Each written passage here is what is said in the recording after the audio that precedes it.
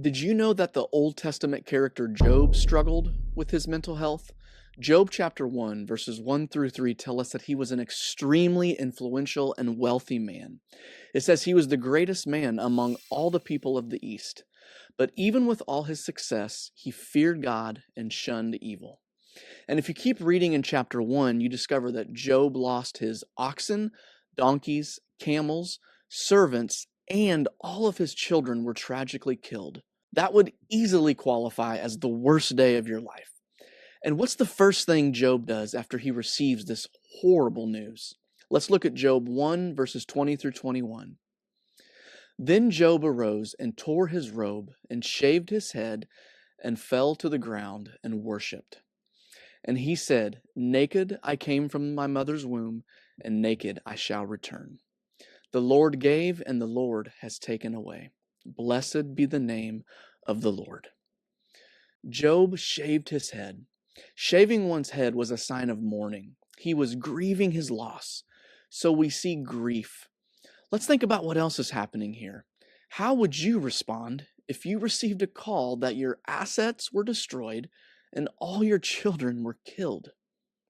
If you're not a parent, then think about losing the people you love the most. Seriously, try to put yourself in Job's shoes. What would you be feeling? What kind of thoughts would you be thinking? What might be happening in your body? Grief, depression, obviously trauma, anxiety, probably thinking, what do I do now? Maybe feels like there's 100-pound weight on his chest.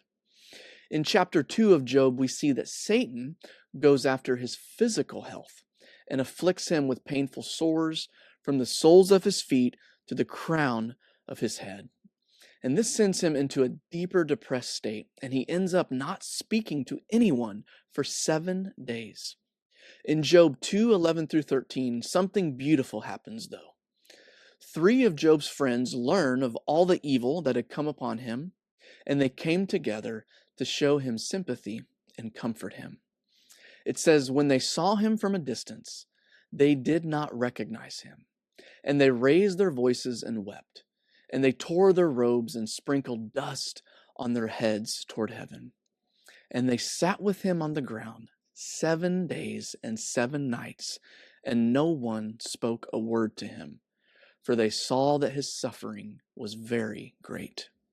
So God shows up for Job through the ministry of presence in the midst of his suffering.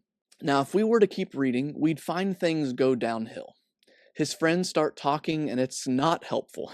They kind of start blaming him for his misfortune, and Job eventually calls them miserable comforters. But at least for a time, they were wise, kept their mouths shut, and provided some comfort to Job. Also, if we kept reading, we'd find Job questioning God and complaining to him, which illustrates that God is not afraid of your anger. He isn't scared of your frustration. He can take it. He's a big boy. So we can see that Job experienced grief, depression, trauma, and anxiety. We also see Job grieving rather than downplaying or dismissing his pain.